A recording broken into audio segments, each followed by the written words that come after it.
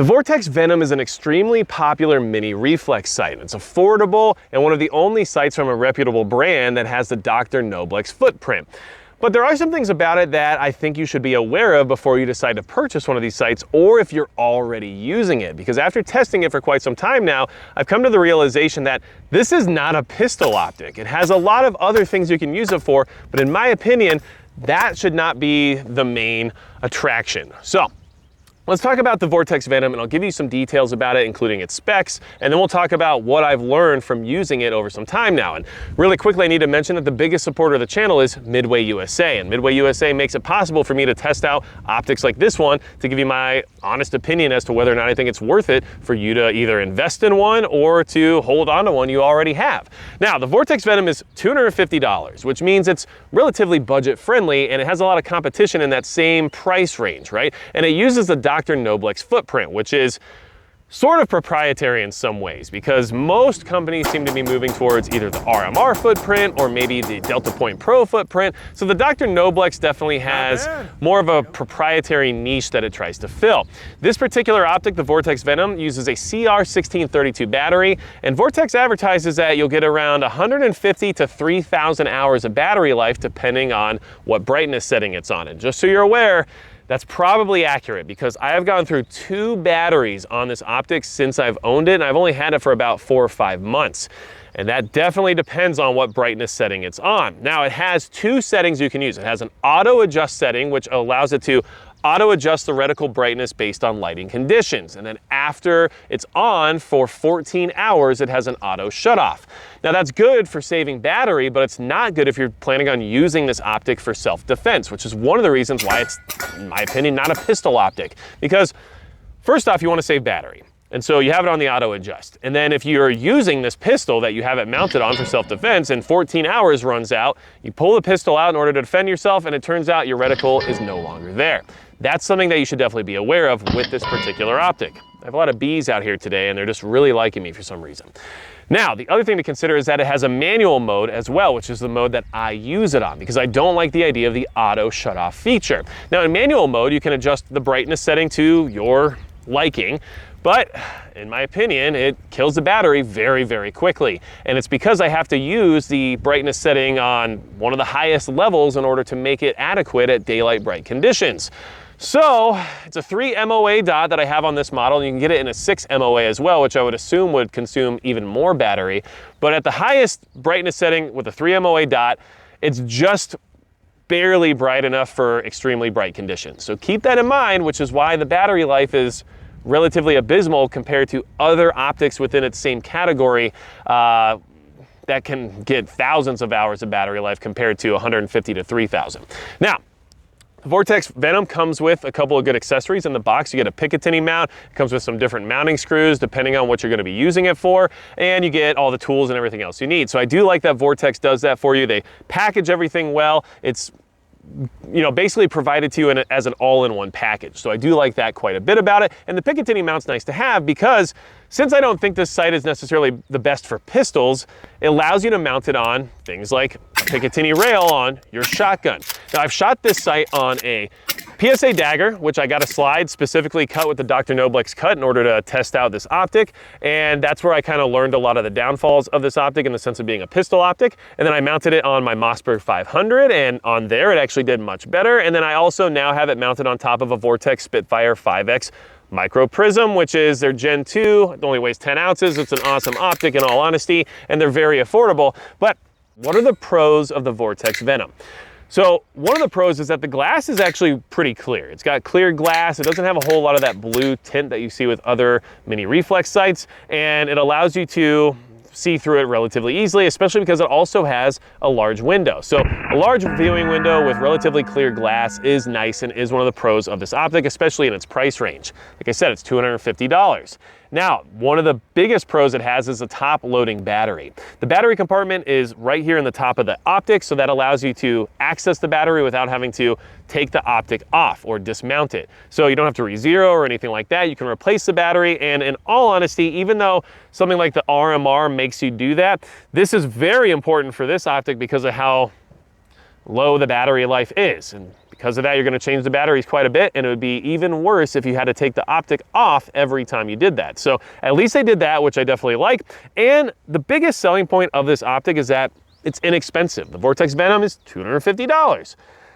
But so is the Holosun 407C. And the Holosun 407C is a very good optic as well, and I have that optic. It is a 2 MOA red dot, so it's not necessarily, in my opinion anyway, maybe the best reticle for a pistol sight, but it does have a side-loading battery, and it also has a much better battery life. So those are things to consider, but the Holosun 407C uses the RMR footprint, whereas the Vortex Venom uses the Docter Noblex footprint. So at $250, you kind of have to choose one or the other based on what footprint you're working with, more so than which optic you want, which is why the Vortex Venom is still popular and still around, because if you're stuck with the Docter Noblex footprint, there aren't really many competitors that are better than the Vortex Venom at this point in time, although there are some new ones coming out, including an offering from Viridian, I believe, that looks like it has an enclosed emitter. So more to come on that in the future, but what are the cons of the Vortex Venom? And here's a big one. Look. I already said I don't think it's a pistol optic, and we talked about battery life and everything else, right? And so battery life is, of course, one of the big cons, but one of the other cons is the refresh rate of the reticle. And when I say that, what I mean is that every modern reflex sight uses some sort of refresh rate mechanism in their engineering in order to try to extend the battery life, okay? Without getting too crazy and scientific on this conversation, simplification-wise, the refresh rate means the dot is blinking, and the level of blinking that it does is what allows you to save battery, okay? The refresh rate is very slow, I guess is the right way to say it, on this particular optic. And what that means is that when the optic's in motion, you can sometimes see a trail that forms behind it, because it's very similar to like a strobe light, right? If the strobe light's going off, you might see an image of someone over here and over here, even though they're already over here, right? Because of the way our eyes work. And that's kind of what it reminds me of. So on a pistol slide that's actually moving, you'll see a lot of that trailing. And sometimes it'll look like there are two reticles. Sometimes you'll just see the trailing, and it can be a little distracting. And it's something that basically made me decide it's not meant for being on a handgun, in all honesty, which is unfortunate because my PSA dagger is cut for the Docter Noblex. So the refresh rate is an issue. It's not an issue if you mount it on something that's stable, AKA on a rifle or on a shotgun like I've done here, because, well, God, these bees just gotta go, because it's not moving. And so at that point, it doesn't really bother you. And that's something that I definitely want to keep in mind. I'd accidentally killed that one, wasn't even trying to. Now, the other thing that I would say is a con to the Vortex Venom is the distortion in the glass. Now the glass is very clear, but it does have quite a bit of distortion, although I don't think that's a really big deal, because in all honesty, when you're using a red dot, you're threat focused. You're just putting the dot on the target and you're pulling the trigger. So the distortion's not like a huge problem, but it's just something that's there and noticeable, so I wanted to at least mention it, because it seems like there's a little bit more distortion than I've seen with other red dots of a similar size, okay? And then the other thing that is, I guess, kind of unusual that I wanted to bring up, because it's not something you would usually consider, is that it has a very sharp surface on the face of the housing. So the shroud that covers the window to protect it is sharp on the front. And you wouldn't really notice that unless you were doing like an emergency reload and trying to rack your slide, because maybe the slide release wasn't doing its job, or you had to get, I don't know, a spent casing out of the chamber or something like that. So another reason why I don't think it's the best for a pistol optic is because the front of the optic housing is sharp. I mean, literally sharp to the point where I've definitely scratched my hand up, and yeah, you could say, oh, get some tougher hands. I'm just bringing it up because I don't have that issue with any other micro reflex sight that I own. But on the Vortex Venom, you go to rack that slide, or maybe you're gonna use a barricade or something like that, you just need to be aware of the fact that the front of this thing is sharp. So you might cut your hand open, you might get it stuck on something, I don't know, it's just something that I wanted to mention, because I don't think it's something most people would consider until they figured it out on their own like I did. So it is sharp, and then one of the other cons, of course, is that it has no night vision settings. So when it comes to something like running this on a general purpose rifle or something like that, if you have night vision as part of the equation, you're kind of out of luck in that regard, because it's just not meant to be used with night vision.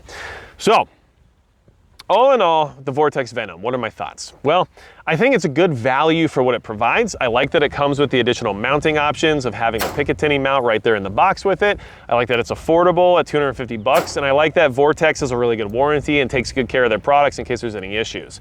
But in all honesty, a lot of people are using these on handguns, and I just don't think it's meant for that. Maybe if you're using it for like a competition rig or something, and you're not worried about the battery life, and you're not necessarily worried about racking the slide on your hand or off of a barricade or something and then cutting yourself or who knows what else, maybe that's not a big deal to you. But for me, most of my handguns are purpose built with the idea of self-defense, and with the battery life and just the overall design of this particular optic, I just don't necessarily think it works as a pistol optic, especially with that refresh rate kind of trailing the reticle and sometimes confusing you, making your eyes think there might be even two reticles in the window, which is definitely problematic when you're trying to get back on target. So if you're going to use it for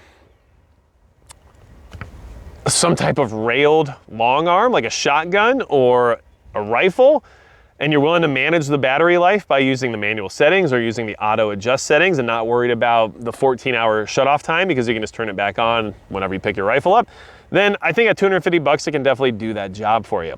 And if you're stuck with the Docter Noblex footprint, even if it's on your pistol, then you might just have to work around some of those compromises in order to make it do the job you want it to do, because I know that there aren't a lot of options when it comes to the Docter Noblex footprint.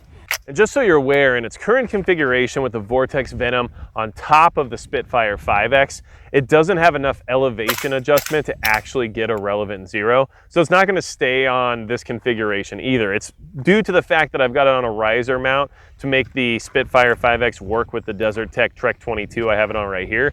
But in other configurations, it would work in the piggyback mount, just not on this one. So for me, this thing is going to get relegated to shotgun duty. I honestly think this will work well for a home defense shotgun or even a hunting shotgun, and that's basically what I'm going to keep it on. So that's kind of my philosophy of use when it comes to the Vortex Venom for me personally. So those are my thoughts. Let me know in the comments below what you think about the Vortex Venom. Is it something worth buying at 250 bucks? Are there better alternatives? Do you know of other Docter Noblex cut optics out there that would be superior? Or do you think at 250 bucks, it's probably the only way to go if you have that optics footprint cut? Do you think it works on top of a Prism scope like this? Because here's the thing, this Vortex Spitfire 5X, of course, only has the Docter Noblex, Roblox? Docter Noblex optics cut on top, which means you're kind of stuck with a couple different optics decisions. And obviously the Vortex goes well with the Vortex, but you can do the burst fast fire as well, and they have kind of the same limitations as each other. So really at that point, it should just be which one is more affordable, and Vortex is a legendary brand when it comes to their warranty. So here's the thing.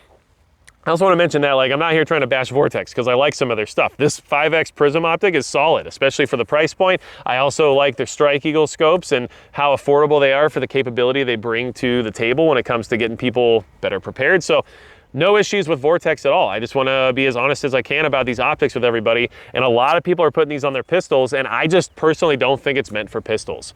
So throw it on your 22, throw it on your shotgun, throw it on your rifle in an offset mount or something along those lines. Good to go. But if you're going to put it on a pistol, just be prepared to deal with all the things we just talked about. Anything else you need from me, go to magicprepper.com. And besides that, that's going to be it for Magic Prepper.